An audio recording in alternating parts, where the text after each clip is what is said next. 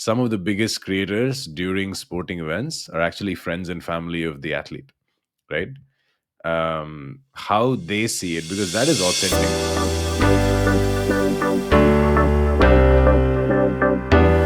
Hi, Yeah. everyone, and welcome to another episode of Why People Buy, where we talk to marketers, builders, professors, and we talk about all things around why people buy. And today we have someone very, very special.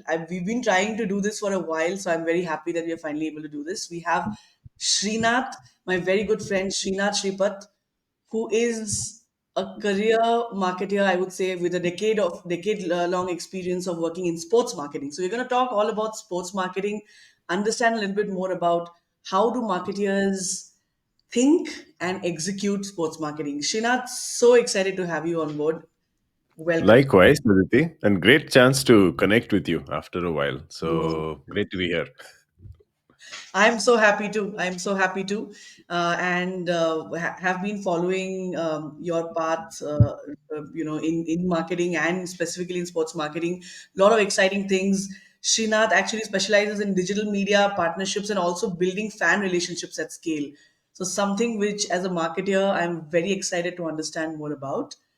So let's jump in, Srinath. I have a few questions and I would love to understand from you how you go about it. And I'm hoping that the folks listening in would also get a lot to learn from this conversation. To begin with, I think when we think about large sporting events, and many of us follow some sports or the other, right? It just feels like fans just show up, right? At scale. You have fans just getting crazy, so emotional, and then showing up, and the whole euphoria around sports, right?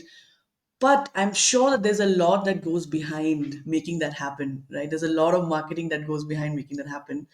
Tell us a little bit more about how you go about as a marketer. Yeah, I think what fans normally see is the end product, which I think is true of every industry, right? Like when I think of a consumer product, I see the ad, I remember the brand ambassador, I remember my experience of using it. The front end is everything that you see on TV, mass media today, which I think is normal. It's not restricted to sport. But if you go behind the scenes and look into how sports brands and sports organizing bodies and even media think about it, a lot of it is rooted in quite deep thinking. There's various examples. I think I'll use examples throughout this conversation as much as we can. Take take a tennis or a Wimbledon or an ATP tour or anything that is global, right? In India, it's popular, even though we've not had a national hero in tennis for a while. Some of the biggest fears around it was the relevance of even the men's singles, which is supposed to be the peak of tennis competition in that sense. After Federer, Nadal, and Djokovic retire, Djokovic is still playing, of course, the big four, so to speak, including Murray. And that is an essential fear of sports marketers, but also sports brands, as to will my product have commercial value once my biggest stars leave? Same for the women's game with Serena and that entire generation of stars. We go back all the way to Venus and Capriati and Venus Williams, and then followed by Osaka and all these people. You have these individual stars who are huge brands, and the relevance of the sport is built around them at the highest level, right? So as a global sport brand or a sport body, this is a big fear of how you cultivate this interest. And that's an essential question that we always think about. And big part of your role as a sports marketer is telling those human stories. You're trying to build communities which people can relate to through human stories. Why should somebody sitting in Bombay or Bangalore watch a Roger Federer, right? Roger Federer didn't happen overnight, because there was Sampras, there was Agassi, there was everybody else. But as you, I think one of your points when we were discussing this before is, it's not simply the 5 set watching generation that you have today. They're not going to sit and watch a men's singles game and a grand slam. So how do you kind of ensure that continuity? And therefore you have something like Netflix live streaming a tennis match between Alcaraz and Nadal, which I think happened last year. And this is something you would not have seen maybe 20 years ago. It's something that's basically adapted to the generation of fans who are watching. You're essentially looking at where the fans are, and you're connecting this bridge between the past and the present. And you're calling something the Netflix slam, which is kind of where kids are at today.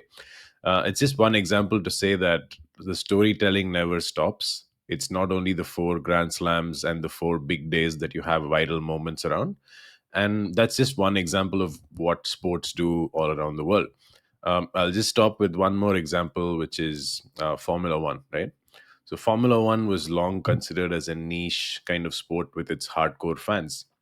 It's probably, I mean, living outside India, one of the things I've seen is that's how most of the world sees cricket, right? For us, it's a way of life, it's a daily thing. It is taken for granted that fans will fill every single stadium, whether it's 40,000, 60,000, 100,000 people, doesn't matter.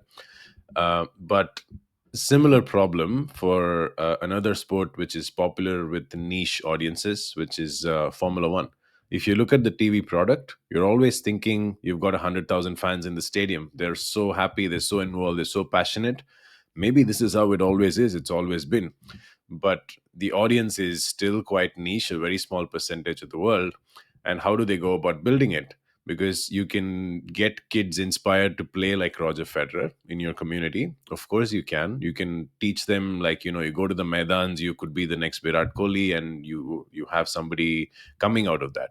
Formula One, expensive. I'm not gonna go kart in my neighborhood and say I'm gonna become the next Lewis Hamilton, right? It's impossible to do that. So the storytelling around that is an inspiration for every single brand out there, which is that they thought about the behind the scenes part of it, because it's so unrelatable to the normal fan as a sport, that how do I go into the locker room, how do I go into the paddock, talk about the politics and the stories behind it, and you have a drive to survive, which is kind of now the envy of the sporting world, which everybody wants their drive to survive. And I think the results are pretty obvious. It's a very popular case study now, but I want to bring it up because you don't take your audiences for granted. It's now a huge thing in the US, even though they've not had a driver for the longest time, right? They don't have a local hero in that sense. But now nearly half of their audiences are women. Who would have thought 7 years ago? Half of more, I mean, I think more than a third of their audiences are under, I think, under 34, and a lot under 25. This is your Instagram Reels, TikTok generation that is watching long form on Netflix and becoming glued to a sport.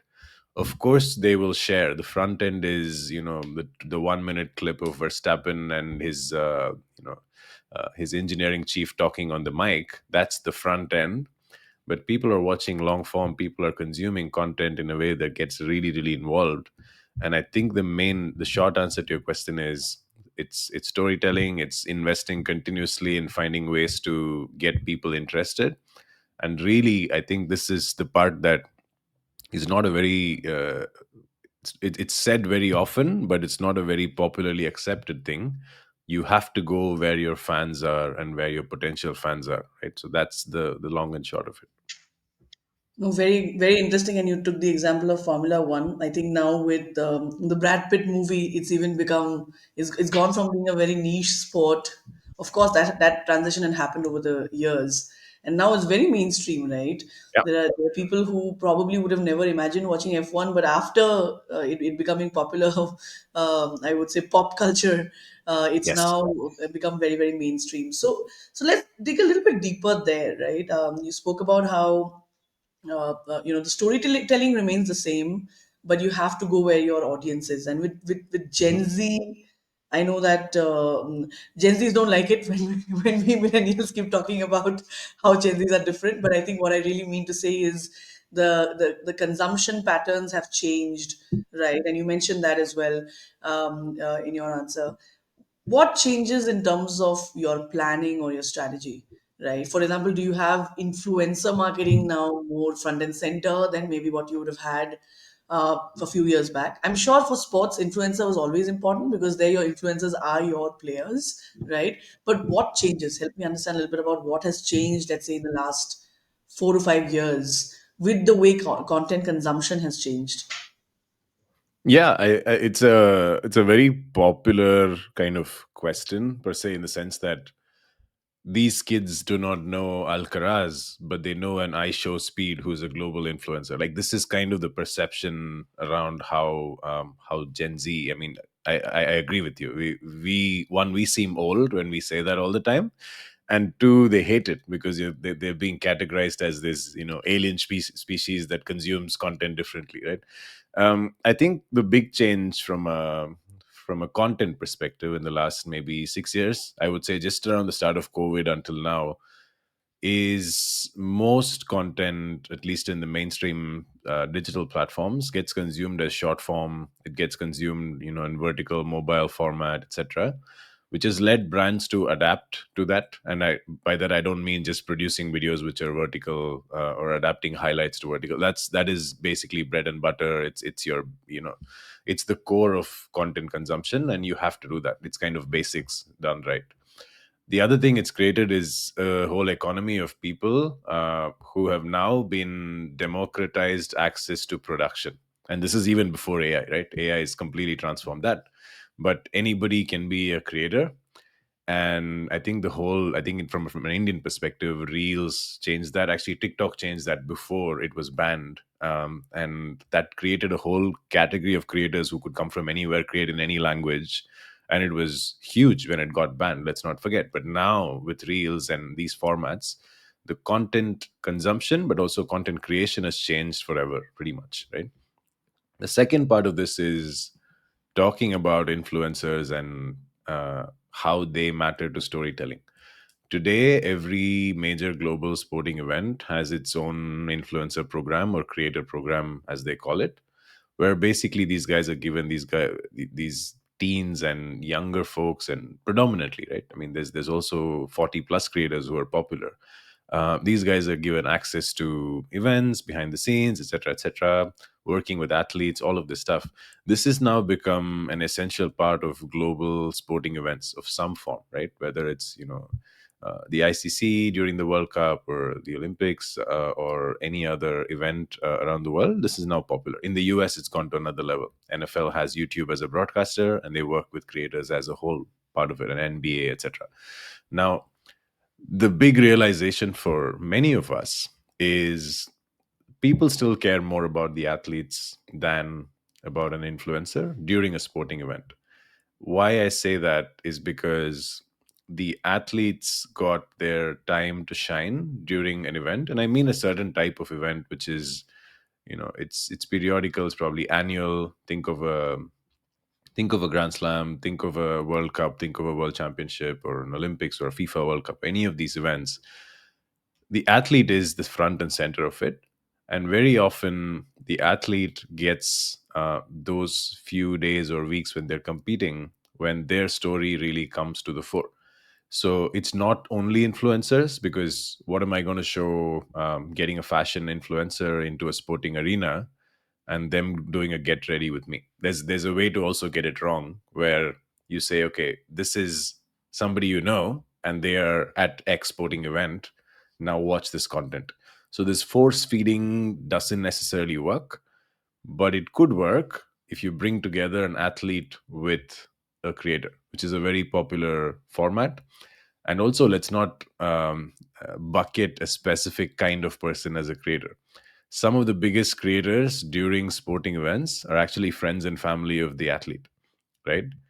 How they see it, because that is authentic. One of the most popular moments in the last few years is people in the stands filming their partner or husband, and this is all over the place. There's in Europe, there's Mondo Duplantis, who's a huge pole vault superstar.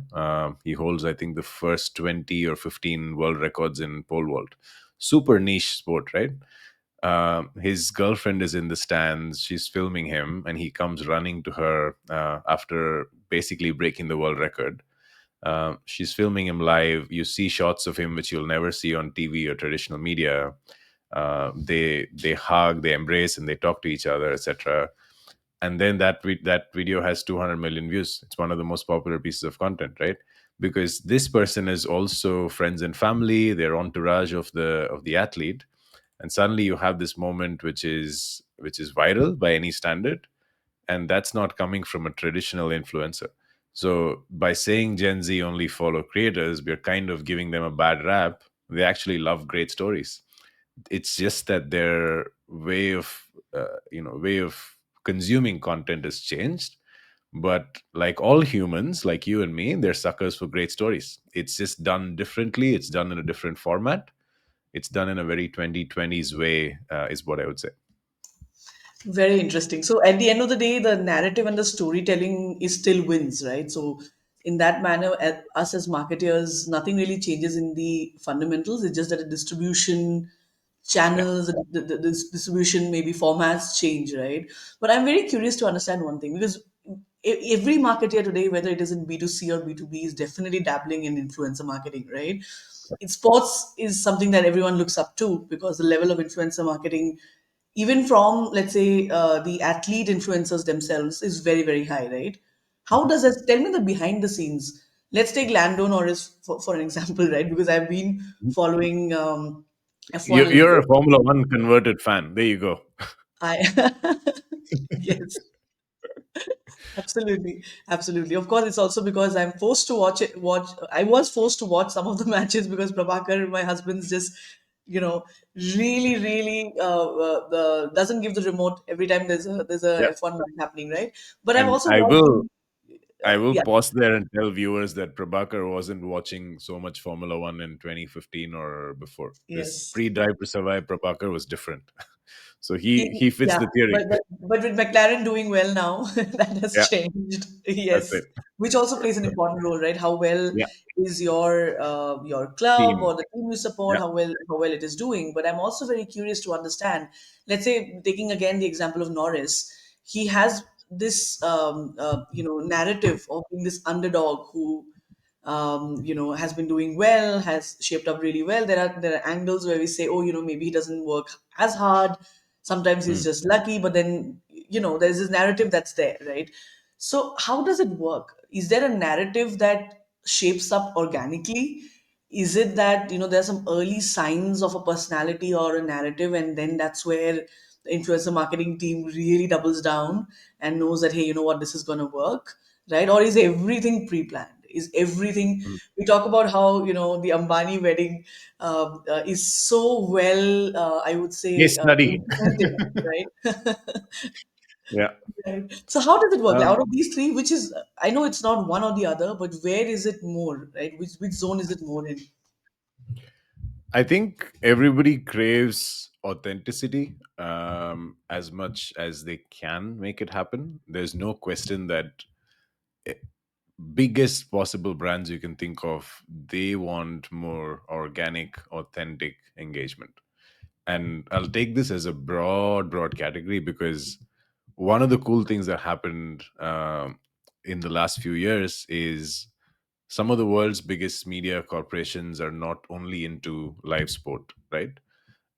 You can think of any big name, whether it's I'm thinking of a Warner Brothers who also own Discovery. Warner Brothers has some of the most fantastic IP in the world. Disney owns ESPN, right? There's a few big conglomerates which are into media conglomerates which are not only into live sport.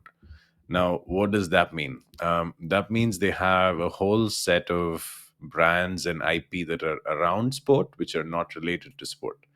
And what they want to do is use some of this IP as their kind of first influencers into a different world. So, an audience for let's take a modern day example. Audience for a Minions movie is different to an audience for a World Athletics Championship.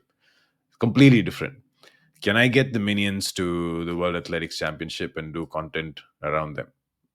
Wild idea, but can you then string together a storytelling narrative to make it happen? Another example, publicly known, Universal Studios owns Sesame Street, right? The Muppets, very popular in the US, popular outside as well. The Muppets were at the Olympics last year. They were doing specific events. They were doing activations around the coverage. They were part of the coverage, etc. Um, so there's various ways to think about it. So there's that IP angle. There's then the celebrity angle, right? So take take another example. If you have athletes from other sports who are big fans, I think Wimbledon's a great example. They've made a content stream out of celebrities in the royal box, right? You've got, I think it was Iga Swiatek in the final talking about Courtney Cox, who's completely different. She's from the Friends TV show world, but she's in the royal box. She's talking about it on her socials. She's an influencer. Whether you like it or not, it's not. It may not be intended in a way where Iga talks about it in the post match interview, but it's very much intended that Courtney is in the box, right? So that is a plan. They meet at a brand photo shoot somewhere in Paris, I think, and then you've got a celebrity from a whole different world part of this event, and you see this across the board. And finally you come to the actual big name creator side of it, which I think is what you're talking about when you say influencer marketing. The organic integration there comes from stories around the event, because we shouldn't forget that most of these global sports events, national sports events, etc., they are still a big part of media, legacy media companies, big media companies coverage and broadcast, right? So they're still your megaphone. They're doing their own strategies to engage with platforms. They're engaging with younger audiences, and so the creator's role becomes telling the stories around it without really investing or having a drive to survive. Can I tell everyday stories from around the event? What do I mean by that? Can you get somebody to go on a London food trail when somebody is at Wimbledon? Some I think one of the brands had a creator at the FIFA World Cup 2 years ago, where because of how Qatar is organized and how big the expanse of the stadium is, this creator tried to watch every one of the 64 matches at the World Cup, which means you would watch the first 20 minutes of match one. You would go to the second stadium to catch the second half. Because they're situated so close, this was an interesting activation. Like, then the audience is invested in the story of, can somebody watch 64 matches, which has never been done before because your games are in different cities and so on. So, can you kind of latch on to an interesting peg for your event, around your event, which can then become interesting because the person, the creator, is already popular. I don't want to see him, and 10 others or 30 others showing how cool it is from the stadium. I'm already seeing that on TV and Instagram and TikTok or wherever I see it. What I want is for my favorite food creator to, or food creator, any creator to go around showing me the scenes around it. And this is a nice way to do it. Again, I think it's the constant theme from all my responses to you. Where's the story? What are you latching onto, and how can you make it interesting? So interesting, Shanat. And as you were talking, I was just thinking about of course, the level of creativity that you can bring in as a marketer to make it happen. And second is the fact that, let's say that there are two different entities coming together. And each entity has 10 million followers. It's not 20 million that you're targeting. Then it's actually exponential Yep. marketing, right? By bringing in two different worlds together, you're probably creating a third world which is much larger and appeals to a much larger audience. That's super interesting. Is there anything that you think marketers who are not in sports marketing get it wrong about sports marketing? Is there something which is, we assume this is how it happens probably, or we assume this is how marketing happens in sports, but it's completely wrong? I wouldn't say it's wrong per se, but I think what a lot of people think when they think about sports marketing is, this is about hiring a brand ambassador.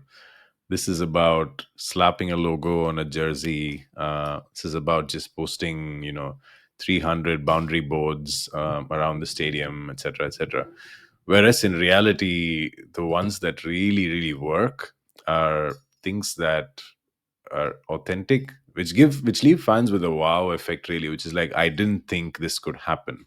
Well, that's why we watch sport, right? Why is live sport still so popular? It's because the unpredictability. There is no script to it. There is no predetermined route to it. The underdog still wins regularly, and so that storytelling element is what we talk about. It might sound a little bit vain or trite when I keep repeating the same thing, but effectively, that's what really works. Example: I think 2 years ago, Louis Vuitton did a photo shoot with Messi and Ronaldo playing chess, right? Uh, Nobody thought those two would be in the same room, given all the fan wars and all the trading of rivalry based facts, and somebody saying I've got 1,000 goals, somebody else saying, oh, he's not won a World Cup. It's never from the players mostly, right? It's from the fans. It's from the wider group of people who consume that, and this is the most popular sport in the world. Neither of them needs that PR, but so clever to just do a photo shoot. I think it was Annie Leibovitz who's the popular photographer, and she had them playing chess. I think for a while it was the most liked Instagram post for a while, right? This is a brand telling a story that neither Messi or Ronaldo's people would have thought possible. They might have been working behind the scenes, but effectively, it's a very simple activation that was done, which could kind of break the internet, so to speak. Now, when most brands give briefs to their agencies, it's always about how can we go viral, which is always a question that comes. The unfortunate answer is, if you start with that premise, you're going to do things which veer off script, right? If you try too hard to make that happen as your first step, you're going to end up landing somewhere else, right? You're going to invest in tons of paid media because you thought it was a viral idea, and then you might really not. Most often than not, you don't get there. Whereas here, the premise is, who's the audience? It may be Gen Zs on Instagram. It may be people who don't care about football. It may be people who are looking for a kind of positive shock, pleasant surprise kind of story. It's basically the luxury audience, but in a relatable way. Because if anything, those guys endorse a lot of brands which are not luxury, right? They market everyday products as well. Who can we bring in to make our brand known in the eyes of people who normally don't follow us? And then you've got all this earned media in 24 hours. Suddenly, all influencers are talking about it, whatever category you are, right? I'm taking that as a standalone example, but there's plenty of things like this which brands really deeply think through, and that's what stands out amid the clutter, right? Because if I'm just doing athlete engagement, and suddenly a leading star cricketer's Instagram is a billboard for 25 brands, then I'm doing the opposite of standing out, right? If I'm one of 25 brands and I'm putting paid media behind it, largely it's nice metrics for the people running the campaign. It's a good story to tell your leadership, but at the end of it, are you really cutting through the clutter? You're probably not, right? That's I think where you draw the line, and you see it beyond logo slapping or association, or drawing that drawing that TV audience to say, oh, I know this brand. You mentioned Brad Pitt. I just want to end with that. Expensify on the car. I think it's a French startup brand which is not really known outside, but they made a really smart play. Brad Pitt's fictional Formula One team in the movie has Expensify as its panel sponsor, and that's all over the shots of the movie, right? Very clever way to get into it. You avoid all brand restrictions, like you cannot slap that on a Mercedes or a McLaren or a Red Bull. It's gonna result in a trademark court case with them. But here you've thought through something which is very different. I don't think. I mean, I think it costs quite a bit because it's a global movie, etc. But it's not something you can achieve through a Formula One season. Because when I'm watching a race, I'm watching 10 different teams with their own brands and sponsorships. Now I'm a startup. I may not have $300 million to put in TV plus sponsorship plus something else. very clever integration. Hollywood movie, even though it's a fictional car brand, it's a very interesting activation to test out among all kinds of audiences.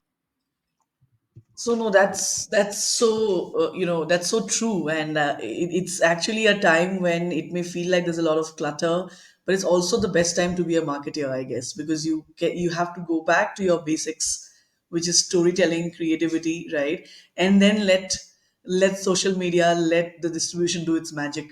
So it is Yeah. definitely a great time to be a marketer, and especially a sports marketer. So happy for all the amazing things you've been working on, Srinath. Thank you so much for your time. I had a ball of a time talking to you, and a lot of things to learn as well. Thank you so much.